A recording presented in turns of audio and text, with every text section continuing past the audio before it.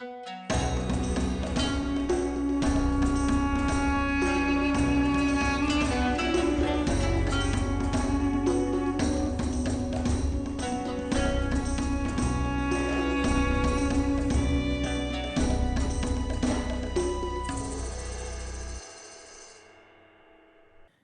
ad break time. First, welcome to season 7 of the Beyond Solitaire podcast. I've got some great things planned for us this season, and I'm very excited. Second, I'm happy to say that Beyond Solitaire is still sponsored by Central Michigan University's Center for Learning Through Games and Simulations. They've got great things ahead themselves, but for now, I want to mention that their new game, 500-Year-Old Vampire, will be on BackerKit through August 16th, so make sure to check it out if you haven't already. And third, if you love Beyond Solitaire and want to support the show, please consider supporting me on Patreon at patreon.com/Beyond Solitaire. For now, though, let's get on with the show. Hey, gamers, this is Liz Davidson from Beyond Solitaire, and I have two very special guests on the podcast this week. I have got David Thompson, who's my co-designer on Night Witches, boring. I have very exciting Jason Morningstar, who is the designer of the RPG Night Witches that came out in 2014. Is that correct? Yep, that's right. Fantastic. So we have joined Jason over this time in the club of people who love the Night Witches and thought it would be fun for us all to get together and talk about it. So Jason, this is mostly a board gaming podcast and you've made an RPG. So why don't you give us kind of like the basics of your RPG system and how that plays out in Night Witches so people can get a sense of your game. Yeah, so thanks for having me, by the way. And Night Witches, my version of Night Witches is a tabletop role-playing game. So you play it with 3 or 4 of your friends sitting around a table in the same way that you play any other role-playing game. And you're telling the story of women in the 588th Night Bomber Regiment. So it uses a system that was adapted from Vincent Baker's Apocalypse World. So it's powered by the Apocalypse game. So if you're familiar with games like Monster Hearts or Apocalypse World, it's going to be similar to that. But it's unique and it's bespoke. It's designed specifically to tell this story. So where other games do other things in Night Witches, you're very specifically playing the women in this regiment. And your time is divided between the day when you're sort of recovering and preparing for your next mission, and the night when you're actually flying your rickety 1920s biplanes and attacking the Germans. So there's 2 very distinct phases in the game, and they're both important, but the really important one is the day phase when you're recovering and trying to prepare for the relentless grind of the war. You're constantly flying. They would fly many missions each night. That's kind of abstracted in the game, but it presents a really interesting point of view for a tabletop role-playing game, and I hope provides empathy for what these women did, what they achieved, and also sort of opens the window on a really interesting piece of lived history. So you get to portray these women, you get to see the dangers that they faced. I often talk about it as being at the intersection of endemic sexism and genocidal warfare. So you also get to see these women had enemies within the Red Army too, that there were many people who didn't want them to be there.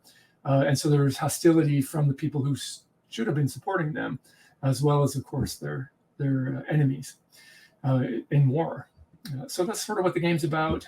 You play these women, you're flying missions, having experiences in the air, but also on the ground as you prepare to do it all over again the next night. That's awesome. So I think it's so fun that your game is focused on the day, because David's in my game is very much focused on the night. Yeah, for sure. And that was a design choice, and I think we can talk about that. One of the things you mentioned as we were sort of getting ready was that people had said, "Well, you could combine these," and I think not actually. And we can talk more about that. But I deliberately de-emphasized the actual missions. You can, if you do everything right, your missions are going to be resolved with just a couple of die rolls, and that's the way I wanted it. If you start having to engage with the system more, something has gone very badly wrong and somebody's not coming home, which is a very considered choice on my part, because I want that tension and pressure to be there, and I want you to fight really hard for your missions to be note perfect and uneventful. So like it's a very different approach to the same topic, and I think there's a lot to say about that. Yeah. So just to brief everybody who might not know, our missions at night are quite eventful. David, do you want to give just like the quick rundown of that gaming experience? I do, but I either want to put a pin in this question and come back to it, or maybe Jason can answer it quickly. So one super obvious thing in a role-playing game, you always take the role of a character. But in a board game, that's not true, right? In a board game, sometimes what the player is can be much more abstract, or it can be broader than just a single person. And in the game that, Liz, you and I are designing, you're either, as a player, you're either playing by yourself and you control 2 crews, which is a total of 4 people, or you're playing 2 players and you're controlling, one plane of 2 people. And that made me think about, so that's what, your avatar, if you will, or what you're controlling and what agency you have. And so obviously that's a huge difference between the games. But it made me think, Jason, I know that the night phase in your game is abstracted, largely minimalized for the day phase. What is the sort of, how do you evoke the relationship between the pilot and the navigator during the night phase, and how does that carry over into the day phase, if you don't mind me asking? Yeah, that's a great question, David. So you're in the game, you're playing a combat section. So you're going to have 3 planes in the air. And what that means is that there's going to be some non-player characters in the mix as well. And non-player characters, because they're part of your section, you build up an affinity for them. You care about them. You want them to succeed, just like your own, the avatar, the character that you're playing is going to succeed or fail. And the game is brutal. At night, if things don't go right, they go way wrong. And you're making choices like who dies, and so those decisions become really important if the person sitting in your back seat is somebody that you genuinely care about, and if you have to sort of do the math and figure out how this mission is going to go wrong, who's going to suffer and how are they going to suffer? Are you going to make choices that endanger the mission or that endanger the personnel? Are you going to try to get a plane back to the base because you need the planes to be functional, even if that means someone's going to bleed out? These are the kind of hard choices you're making at night if you haven't prepared and been very lucky. So those relationships become amplified and intensified as the game goes on. And one of the things that I'm very proud of as a designer is that I feel like Night Witches, when it's played in a campaign mode, where you're actually following these women from their training to the edge of Berlin, is that as the war goes on, lives become more precious. You don't want to be the last pilot to die fighting the Nazis, and so in that situation, by the end of the game, people are extraordinarily cautious, and of course they've learned the system a little bit, and so they're working things as best they can to improve the odds in their favor at night, which means that they're cutting corners during the day, which is fascinating. And so you get characters that begin the war being very, sort of obedient to the system, and they might be, really good Soviet citizens. They're model Soviet air women. And by the end of the war, man, all that matters are the people in the seat in front or behind you. And that's such a beautiful transition. And it seems to echo lived experience in war a lot. And I really like that. I don't know if that answered your question, but. No, that's great. That's awesome. That's fantastic. Yeah.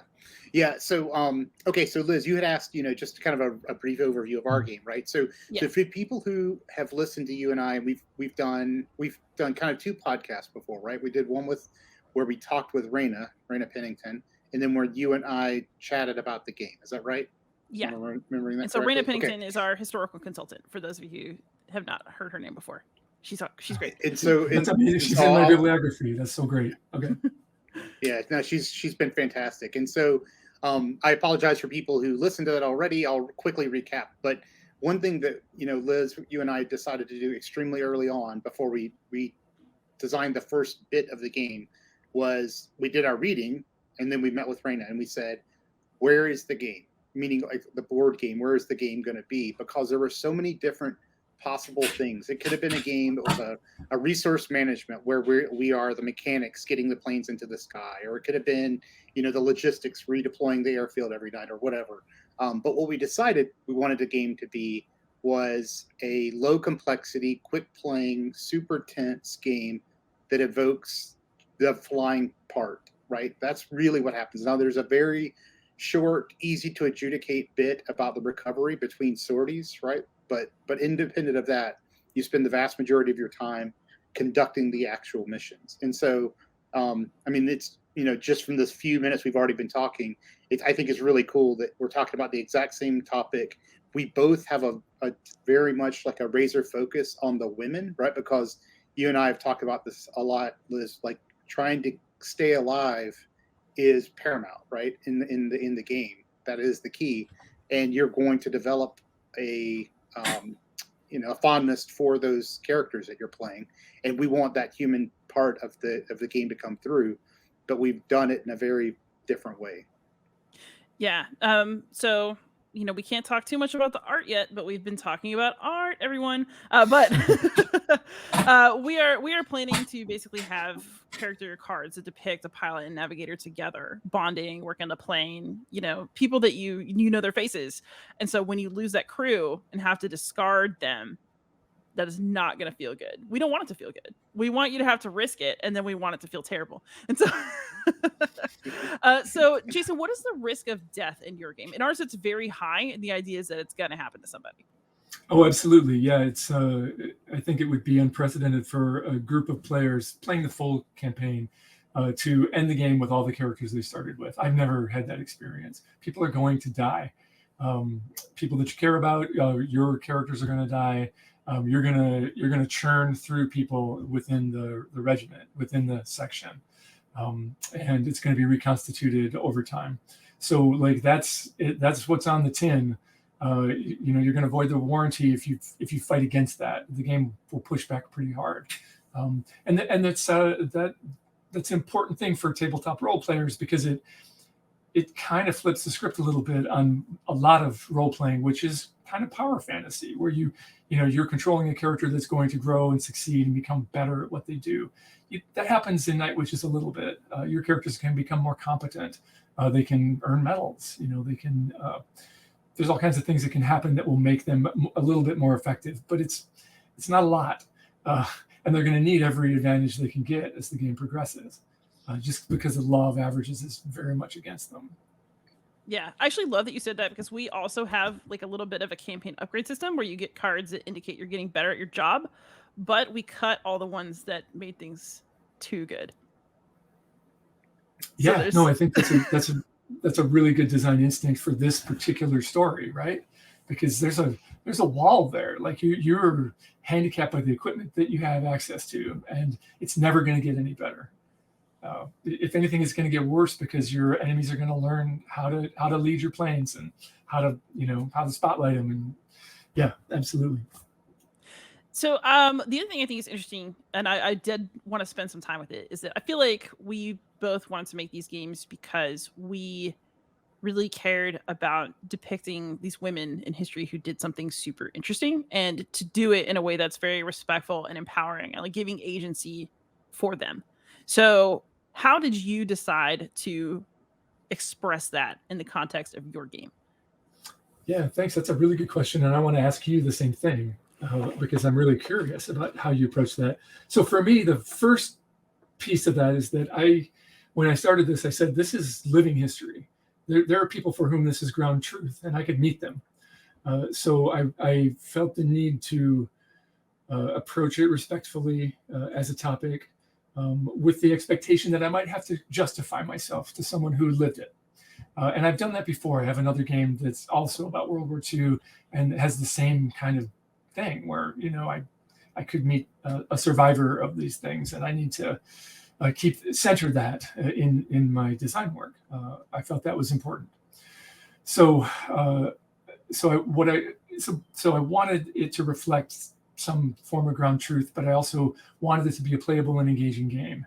And I didn't want it to be something that people were going to bounce off of, or that they were going to just not approach because the topic was difficult or dangerous in some way for them in terms of social capital or engagement or whatever. So I was very thoughtful about those things as I was building the game, and I knew that it was kind of special because there's a real pitch that you can give for their story, which is these people are badasses who, they bomb the Nazis every night for years, and when they didn't have bombs, they dropped railroad ties, and it's an amazing story. And if you can get someone in the seat with that pitch, then you can say, and they were all women, and that really changes the dynamic in a very positive way. And so for me, it's always very satisfying at conventions to get a group of people, maybe some people who identify as male, who would never dream of playing a female character in a tabletop role-playing game, to have that experience and then walk away from it with maybe some empathy for those particular women or the difficulties that they encountered that their male counterparts maybe didn't. So that was very much on my mind as well, that there was a way into that story that was going to be beneficial more broadly. So those are the things I was thinking about, I think, as I approached it. I wanted to make sure that I was making a game that was playable and fun, but also a game that respected the history in a thoughtful way. What's really funny is that I think David and I could give a version of the same answer. They're totally different games. Glad. I'm really glad. David, do you want to go first and then I'll fill in, or the other way around? No, you go ahead. Yeah. So, yeah. I particularly felt you're like, let's talk about how badass this is, right? And then they were all women, as kind of like I feel like we both kind of started from that point, like both projects. So for me, one thing we actually worried about whether we should call the game Night Witches because it's clear that the pilots did not necessarily want to be called that. They're very much like, we're pilots, we're here to fight for our country, we're here to do our job, and we are damn good at our job. And so I think that, especially for me as a woman who does a lot of work, and I don't want to be the best woman something, I just want to be the best at what I do flat. I really felt that a lot as I was reading through like interviews with these women. And so, we're also trying to make sure this game goes to more traditional wargaming settings as well as like hobby board gamers. And so the game, if you took away all of the art that we're planning and the flavor text, really plays pretty straight. It's a hex encounter. It's a hex game where you're pulling from a bag, which is bag building is an established board game thing, and you're having these sort of dramatic things that appear on the ground as you fly over. And really, the core loop of the game is about being the most competent pilot possible. It's in the art and in the flavor where the identity of these pilots is becoming more clear. And for us, that was a deliberate choice because we wanted to showcase these women's competence and growing skill and, boldness and going out there and doing this again and again and again after your plane's been shot at, after things have started to go wrong, when you're running out of time in the night. And, so for us, and I think this is especially true for me, I wanted to really treat these women respectfully as professionals, because that's what would have meant something to me if somebody had remembered my stuff in a war. And I think it's really cool that our game went that direction and that yours is very much about their personal needs and their daytime lives, because those dovetail in such an interesting way. David, do you have anything to add really quick? No, I mean, I think that and we had a little bit, I think, of this conversation with Raina. There's a little bit of a possibility that when people view a game like this, they view it from modern sensibilities about issues of sexism, right? And gender bias and things like that. And so certainly these women were having these problems. That is, these challenges, right? These internal challenges within the Soviet military. But for them, according to the interviews they've given at the time and ever since then, to include how they talked to Raina, that was not their primary concern, right? Their primary concern was defending their country. And so it's kind of like what you were saying, Liz. what we want to tell, I think, is the story of these extremely brave people who were given an almost impossible task with extremely poor equipment, and their ability to overcome the odds and become a guards unit and be the best at who they were, independent of being women. And they just happen to be women, right? It's a really powerful story, and I'm hopeful, and we'll see. I'm hopeful that it transcends the typical niche, like in the hobby niche, where you would see that sort of interest in a topic like this because of who they were, right? Into the war game space, where historically you might not see such a welcoming, community for that. It sounds like you've laid the groundwork, though, because even stripped of flavor, those people will be able to engage with the game and it'll be solid. Yeah, and we definitely made sure that it would be stressful. That like you don't have guns, you don't have like you have these crappy little bombs, and you have the ability to turn really tightly. Good luck. Have fun. So what initially drew you, Jason, to the topic of the Night Witches, and what kind of research did you do leading up to your game? Yeah, I think the inspiration came from Kazimierza Kadam's monograph, one of her books.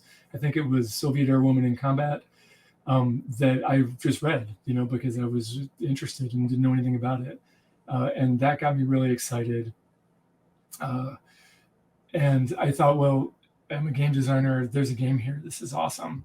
This was in 2007 when I read that. And I got really excited. I made a game that was really terrible. It just wasn't any fun. It didn't do justice to the story. It didn't do justice to the history. And so I just put it away for a while. And then when I played Apocalypse World for the first time, I realized that the way that that game was structured was the answer to the question that I had. It was the thing that I didn't know how to do. Suddenly I knew how to do it. That was the technology I needed. And so that was 2012 or 2013, and the game kind of flowed out of me at that point. It had a long sort of percolating period where I had identified it as something that was exciting to me and interesting. I was doing some research on it in a very informal way because I wasn't sure that I had the tools I needed to make a game out of it. And then I got the tools. So that's the progression. Oh, that's awesome. David, how did we get interested in Night Witches? You mentioned it to me, and I was like, that sounds really cool. We should do that. But where did you get interested? I have no idea. Yeah, you know what? So, well, as you know, I'm a military history fan, right? Like, I'm always reading some crazy something from military history, and of course, I have a little special place in my heart for women in World War II, right? So I have like a long list of topics of women in World War II, and that was just always at the top, but I was never able to carve out the time to work on it, right? So I think we had discussed something. I was interested in it, and I think you just you were like, we're going to do this. so obviously, so it moved from the top of my list of things I can't work on to, okay, we're doing this now. So that's awesome. So Jason, I wanted to ask you, you really put a lot of focus on these women as human beings who are forming these intense personal relationships with each other of various natures. And one thing that is a major aspect of your game is queer relationships. So I say for us, we asked for our character art to be, I guess, ambiguous. Like you could read the women as friends, or you could ship them depending on your own personal interpretation. But what made you decide to add that component of the women's relationships to your game? And then how did you make sure that was going to happen in a way that was like respectful and natural and like really going to work in that kind of vulnerable role-playing setting? Yeah, well, this is a great question. And first of all, I think that the women themselves were pretty clear that wasn't part of it, that they were not there for romantic relationships. They were all professionals, and that kind of stuff didn't go on. I don't know one way or the other. I mean, maybe it did, maybe it didn't, but I felt that given the topic, I needed to make that a possibility. I needed to let people explore that if that was their inclination, or if that's just sort of where the fiction led them. So there's nothing in the game that makes that happen. But I wanted to make sure that I recognized that a military unit full of women might be a military unit that had some lesbian relationships in it, and I didn't want to shy away from that.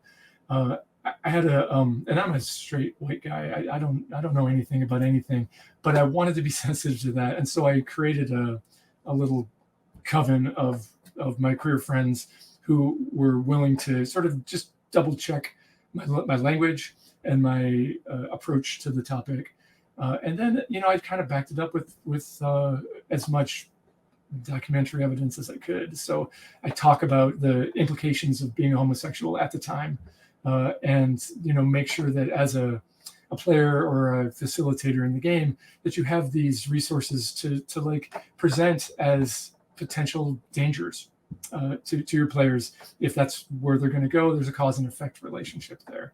That it's a dangerous thing to express yourself in those ways, or to follow those instincts in a wartime setting, a Stalinist wartime setting.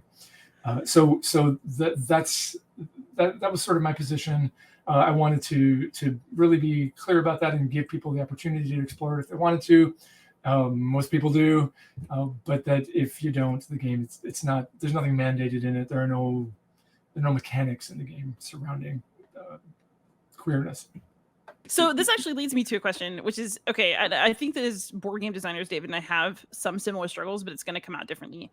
How do you balance between making sure your players have the freedom to have a good time in your game with the fact that you're using a historical setting and that you're trying to at least keep things like somewhat informative about history? I mean, I feel like that would actually be even harder in an RPG than it is in a tabletop 100%. game, like a board game. And so 100%. How do you manage that in terms of your presentation and rules that you add in, or do you just have to let it go? Yeah, that's a great question, and it's a constant source of tension for me. So I'm very much interested in history and using history as inspiration for games.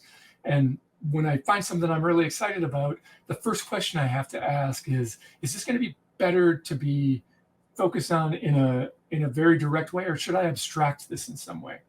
So, for example, I have a game that's about the Lebanese Civil War.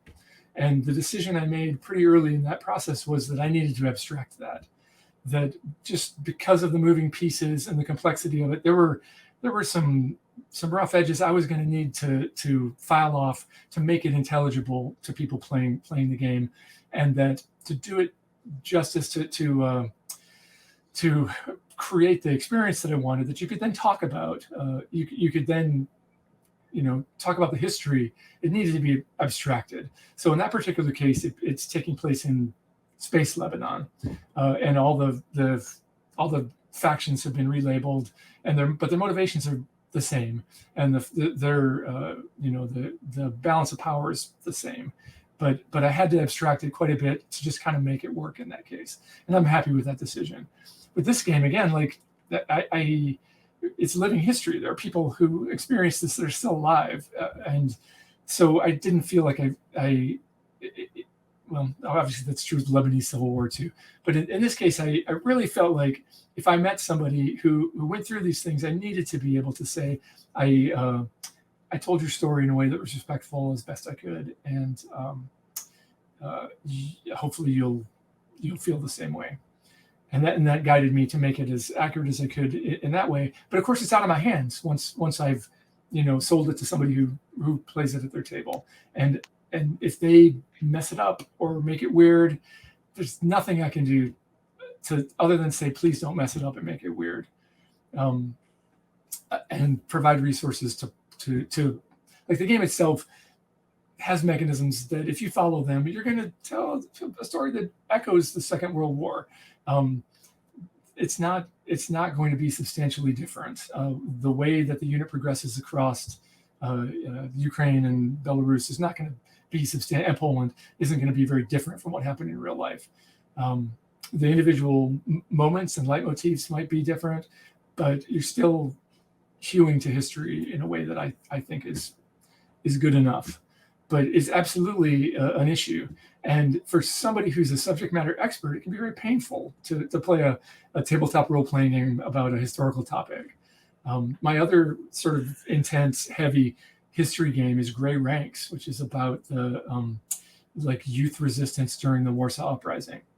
And you play teenagers, that are fighting in Warsaw, and you're doomed. Like, it's not going to go well. The game doesn't end with a Polish victory. It just doesn't. That's not the way it goes. And people will fight back against that. And they want success, and they want things to go well. And sometimes it's hard to see if people push too hard in that direction, or if they just do things that are ahistorical, which happens all the time. And in my opinion, for a role-playing game, you just kind of have to let that go. People are going to make mistakes. They're going to change things a little bit. And it's much, much better to just be like, yep, rather than being like, well, actually, the name of that plane was changed in 1943 to the U-2 from the PO-2. So we got it. Like, that's not helpful. It's demoralizing. It's not going to make things better. So yes, a thorny issue. Let's say it that way. Yeah, we go through it too. Actually, David, I want you to take this one. I know that you have done games with much greater granularity than our Night Witches. But do you want to talk about some of the historical aspects we decided to keep and what we decided to play fast and loose with, just for comparison? Yeah, for sure. I mean, I think one thing, it's an important decision to make early on, what your goal is in terms of historicity and authenticity and all of those efforts, right? So, like you said, there are some war games that I've designed where, and this usually has to do with scale, right? These are about very small scale things, about actual individual people. And this is a personal thing for me, but I think, you and I shared this as we were designing Night Witches. If you're going to make a game about real people, and those real people are going to be in the game, then you need to do everything you can to make sure that the game is an accurate representation of those people, right? And their contributions and who they were.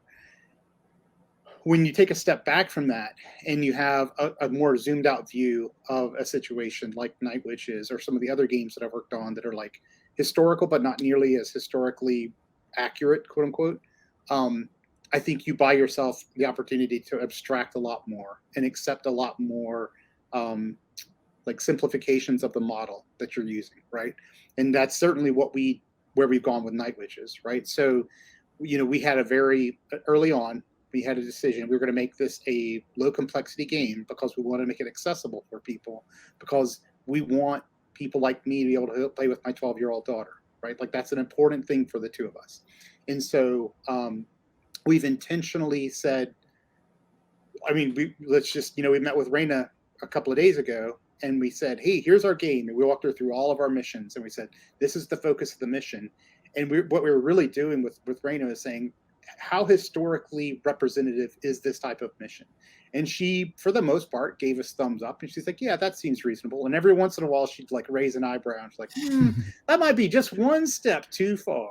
And so we will do what we can to sort of like find that happy middle ground of, it's accessible, so low complexity.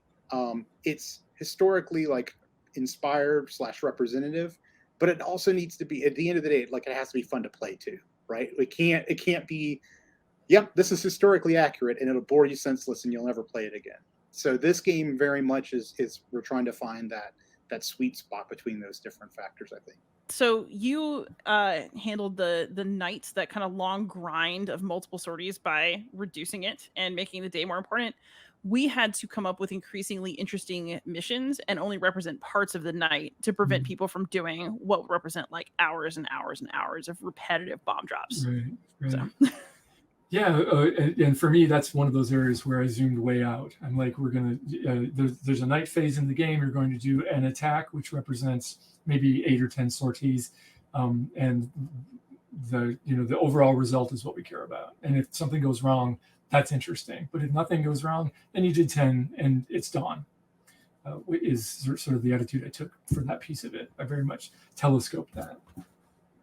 So You're gonna go keep ahead. going. It's okay. Oh, I wasn't. Okay. So Jason, I have a question for you.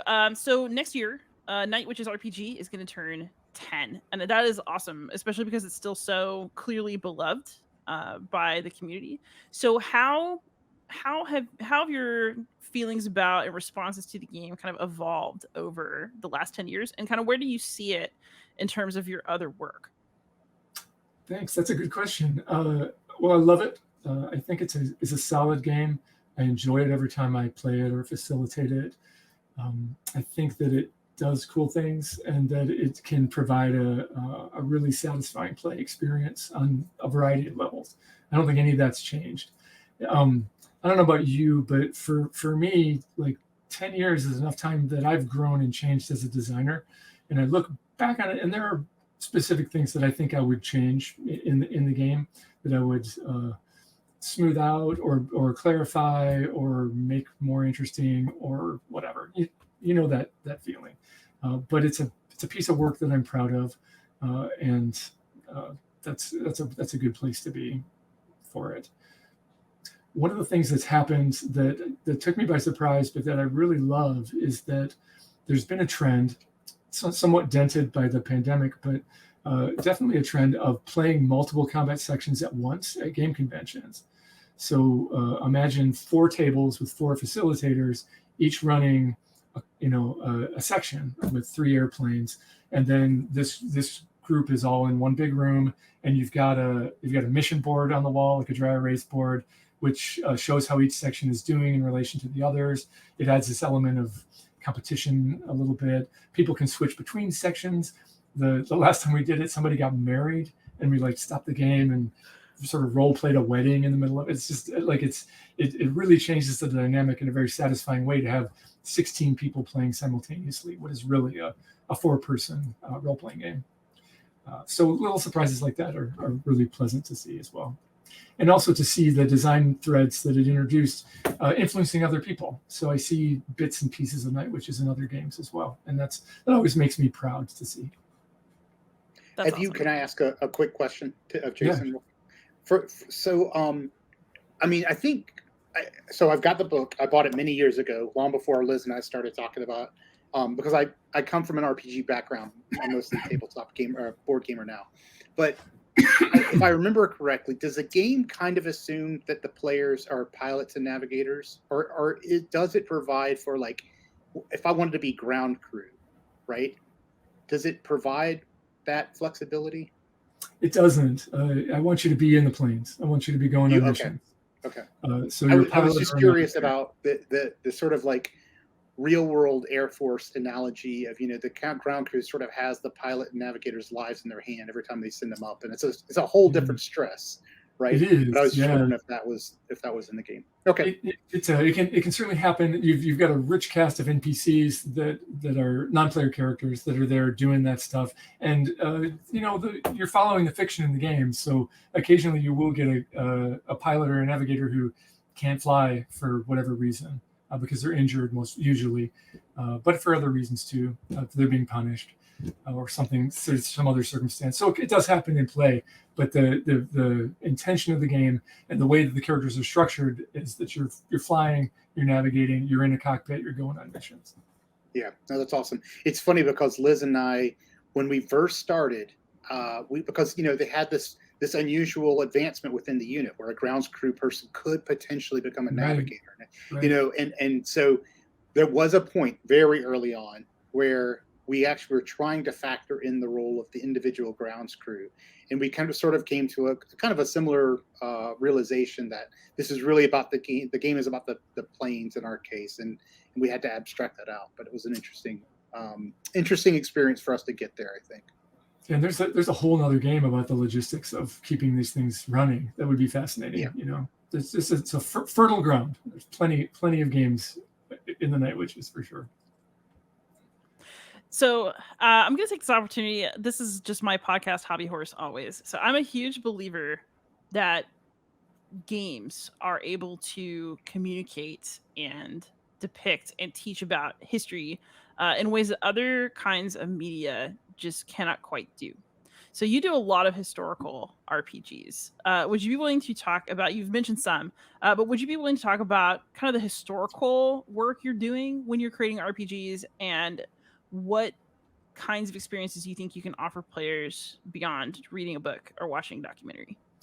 Yeah, and maybe the best way to do that is to talk about a particular game and sort of where it came from and what my intention was for it. So let's talk about a game called Carolina Death Crawl. Carolina Death Crawl, again, it just came out of historical reading. I was reading about the American Civil War. I live in North Carolina, so naturally that's kind of an interest of mine, is to see sort of what happened around me. And I found out about Potter's raid on Rocky Mount in 1863, I think it was. And I read about this, and it was a Union raid from the coast, which they controlled deep into North Carolina to wreck some railroads and then get back out. And they got in and they did their thing, and then it was sort of every man for himself to get back to the coast. And that interested me because they didn't all make it back.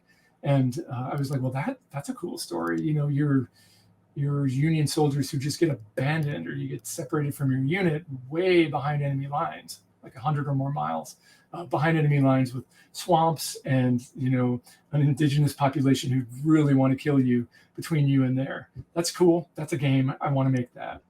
And so as soon as I read that, I was excited about making a game about it.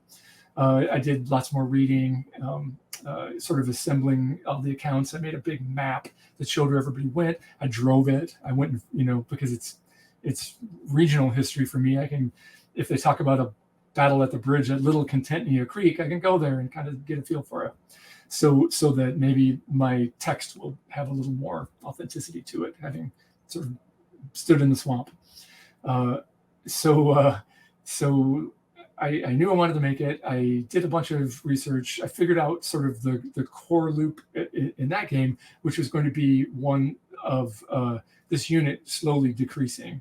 Like everybody but one person is going to die on the way back to Wilmington or New Bern. On the way back to New Bern, you're going to die. One person's going to survive. That's the way the game works.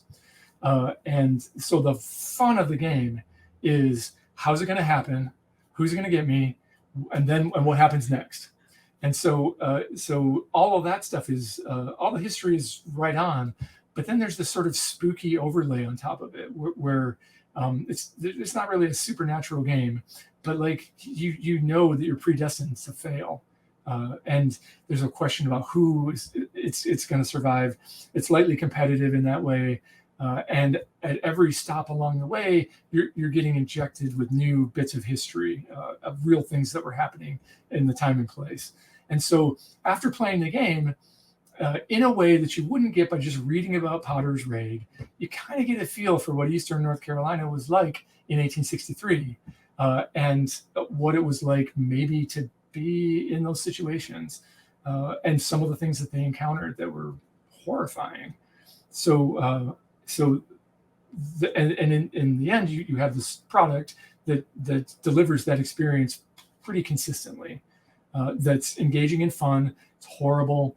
It's scary, and it maybe teaches you something. So I call that a win. I was very happy with the way that all came together in Carolina Death Crawl's case. That sounds really fun. I want to go play Carolina Death Crawl now. Yeah. I'll see you guys later. Right? I mean, maybe at SDHisCon. There you go. One of the design decisions that I had to make that was really important was that what happens to you as a player, as a participant, after you die. Your character, has a moment, and then they're written out of the story, when it can happen quite early because there's only 4 of you maybe. So somebody's got to go first. And the answer that I came up with is that you, and this is a little LARPy, it's a little live action role playing. When your character's dead, you become a voice of the world, and your job is to just whisper in people's ears, encouraging them to make bad decisions, and telling them the bad things that are about to happen to them. So you don't get to sit down anymore after you die. You become a swamp ghost, and you have to sort of tell the other people like what's about to happen, and improve their game, make their game scarier and weirder. Yes, you should play it. I encourage you to. So this also leads me to a question. So one of the hot topics in historical board gaming right now is how can board games kind of create emotional connection and pain and compassion, like with games? And then I think kind of twin to that is what are we asking players to do and how callously are we asking them to do it? Like probably the most old hat topic is like, oh, what if you're playing the Nazis in a board game? So are those kinds of conversations live in RPG world? And then what kinds of things do you feel comfortable asking your players to do versus not in the context of a role-playing game? Oh man, this is so dear to my heart. This is such a great topic because absolutely, and more so, right? Because at least it seems like with a board game, you have much more control over the parameters of the experience, right? Whereas with a role-playing game, there's a lot of places someone's creativity can go, and finding ways to bound that and to frame the experience in a way that allows someone to consent to what they're about to experience is so important. And I try really hard to do that. I want my games, especially now, this has increased gradually over time. And I look back at some of my early work where I just was like, well, you're probably just like me. And if you're just like me, you understand these boundaries, and that's cool. Oh, and I do not feel that way anymore. And my games now are gonna tell you what they're about right up front. They're gonna tell you what you're gonna be doing, what the expectations are, what the topics I think are likely to be problematic that are in the game are, how I expect you to interact with each other as people, how I expect you to interact with each other as characters, all in a way to try to make it a safer experience for everybody. And then how do you nope out of that if it's not working, right? All of that stuff is front loaded now for me in these games. I recently wrote a game that was run at Portal 11, which is a convention that rotates around Eastern Europe, and it's a game called Bloody Autumn that's about the end of the Second World War in Serbia and the Balkans. And you play people in a village that are deciding what to do as the Red Army is approaching.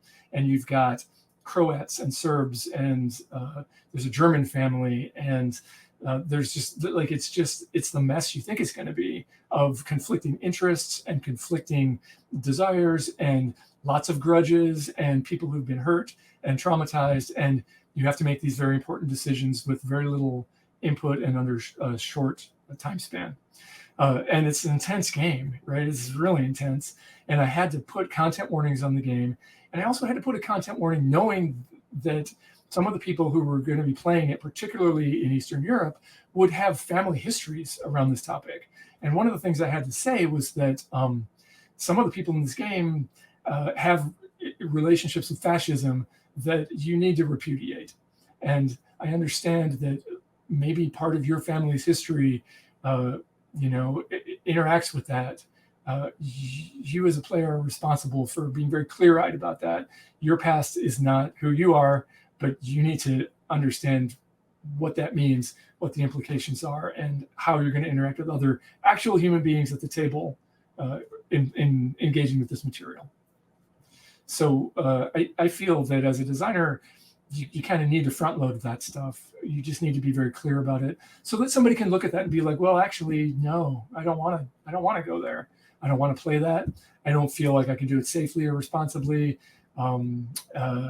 I just don't like it. I don't like your attitude or approach to this topic. And all of those things are fine. Please, the door's open. Go play something else. I think a clear-eyed presentation of that is very healthy for everybody. Nice. So sorry, I got off on a little tear there. No, I like the tears. I love long tears. I'm just like pausing politely to make sure that David doesn't have a question. No question, but it just makes me think of how much more mature, I would say, the RPG space is on this topic than the board game space. And so what I mean by that is I was recently like I said, I don't play a lot of RPGs, but recently I played in one with some coworkers. And the very first thing we did, first session, we sat down and we talked about, and the game provided structure for this. We had a conversation about, what was the sort of normal bounds that we're all going to agree to, right? And then how would players flag if something came up that we had not anticipated, right? Where somebody was uncomfortable.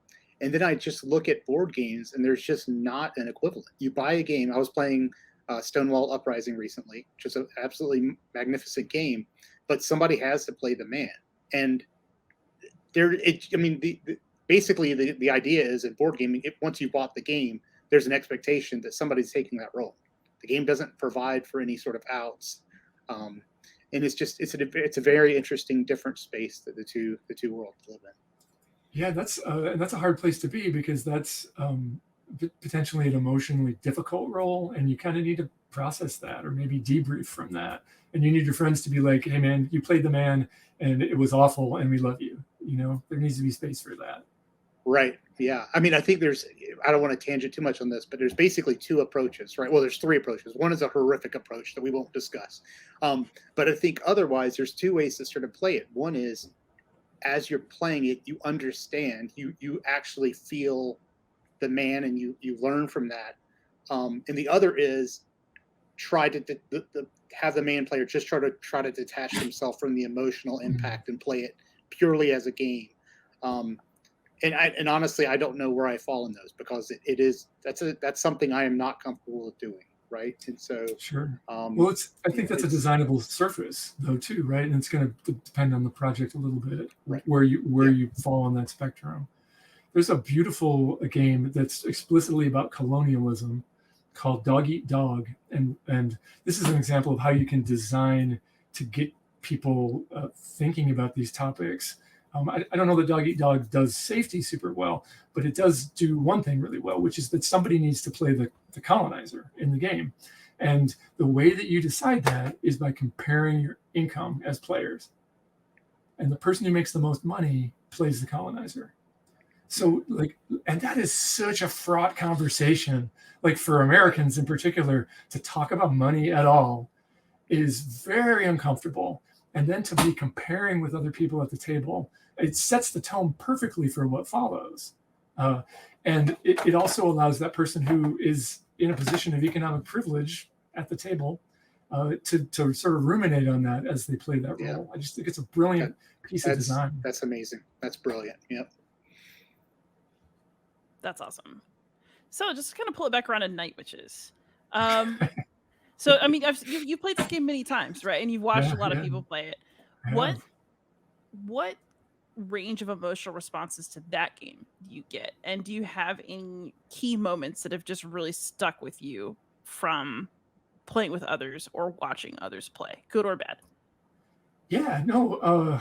Well, so I can give you some bad too, but I think in terms of positive ones, the game builds out from individuals, and you have a connection to a community that's somewhere far away, and so every character is going to have a family, or a mentor, or somebody that they care about that is impacted by the war but is not with them, that you can write letters to, or you can visit, or whatever.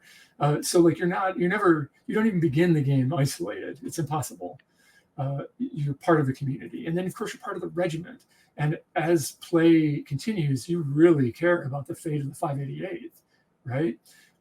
That becomes important, and then your section becomes even more important, and the people in it, the other pilots and navigators, the support staff, they become very real and kind of lived in individuals that are really central to your experience. So most of the really positive moments I can remember are relating to maybe ironically, the arc of those characters, not the ones that we've created for ourselves, but the ones that sort of are surrounding us. When the navigator in your plane dies and you're bringing back their body to the airbase or the airfield, those moments are just super intense. The little victories, when your mechanic becomes a navigator, after they've tried for so long to achieve that. And maybe that's the same person, right? Usually that's the gut punch, right? They get what they want and then they lose it all. So moments like that, I think, are the ones that are really the most heartwarming for me to see. I really love that. The example of the wedding, There was a character who was boasting about their fiance, who of course was in the 586th or something, one of the mixed units that were flying better planes. This was a will they, won't they?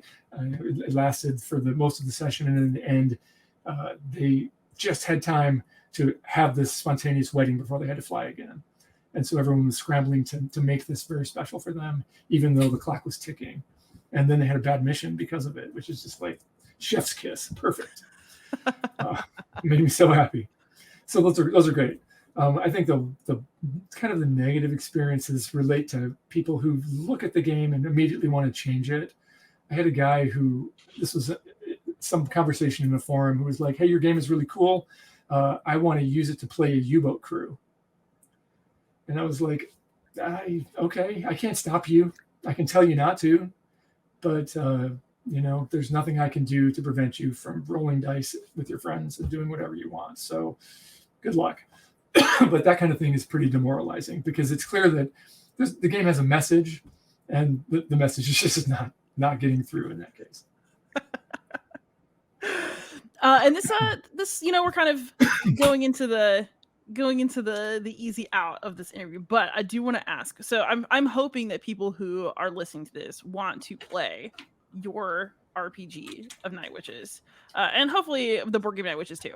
But if somebody's never done an RPG before, what do you recommend for getting started? Oh, wow. Oh, well, there are a lot of ways to answer that, but I think the thing to do is to find some friends who maybe haven't played either but are excited about it, because your enthusiasm will solve all the problems that you're imagining. They're not complicated. Even the most complicated role-playing game is not that complicated.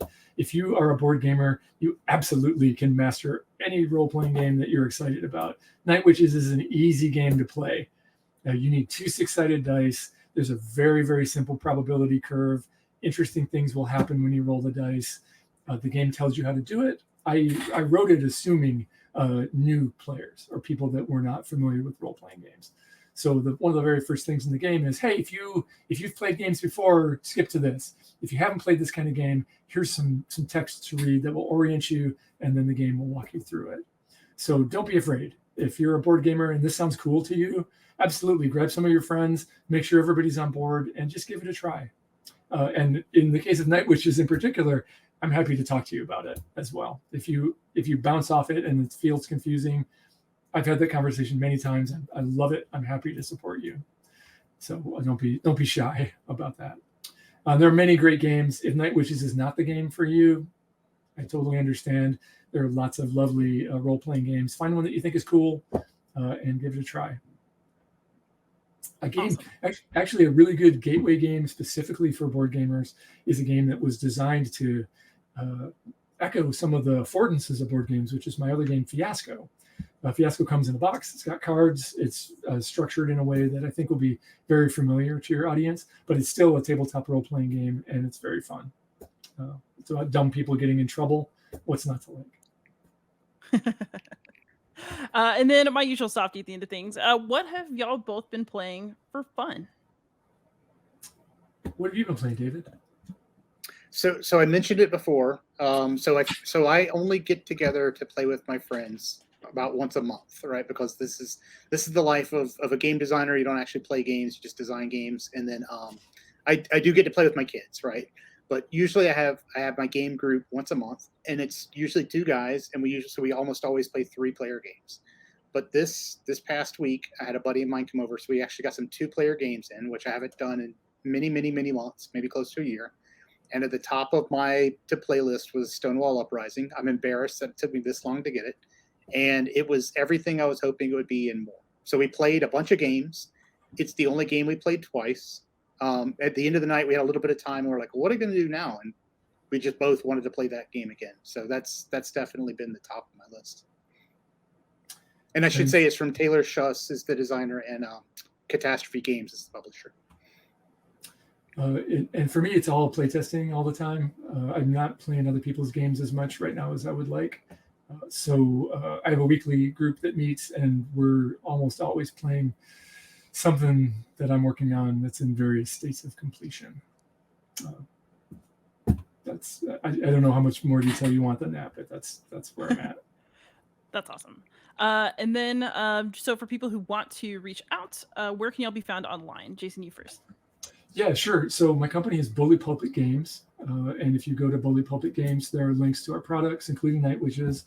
We have a Patreon where I'm doing all the behind the scenes stuff that might be interesting to people as well. And there are links to contact me directly from Bully Pulpit Games. David? For me, probably Board Game Geek. People can look me up there and they can just reach out to me versus via message. I typically say Twitter, and I guess that's technically still true. That's a good way to get a hold of me. Though I'm like the rest of the world, I'm actively looking for some alternatives. So I don't know how much longer I'll be there, but those are the two probably the easiest way to get a hold of me. Liz, what are you playing? Ooh, so I'm having kind of like an interesting summer. I normally am a solo gamer, but I've been playing with other people a lot because I have time. And so I've got this huge game of Europa Universalis going, The Price of Power. I'm England. I'm getting my butt kicked, but I'm really having a good time. I've played several games of Oath, and that's been really fun. I've really enjoyed it. I finally got to play PAX Renaissance recently. That was great. I know that Phil Eklund has his issues, but damn, he made a good game. And I'm in the middle of a tutorial series for Cuba Libre right now. And I've just done like so many Cuba Libre videos. Nice. That's awesome.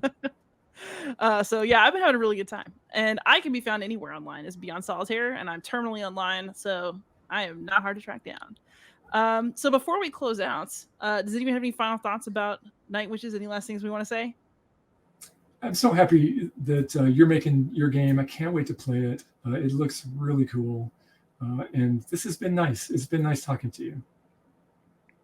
Yeah. The only thing I'll say is hopefully at some point the three of us are in the same location, and Jason, you could run us through a game of Night Witches, because that would be amazing. Yeah, same. We could just have a Night Witches day, and we'll swap games. Love it. Let's do it. Yeah. All right. Night Witch Con coming to someone's house near you. Yes. I'm in. And Jason, I'm so glad you came on. I really, really enjoyed getting to talk to you about our shared love of these people and their history. And then also, clearly we have a lot of shared love for history and gaming in general. And that always warms my heart. So thank you so much. My pleasure. David, you're cool too.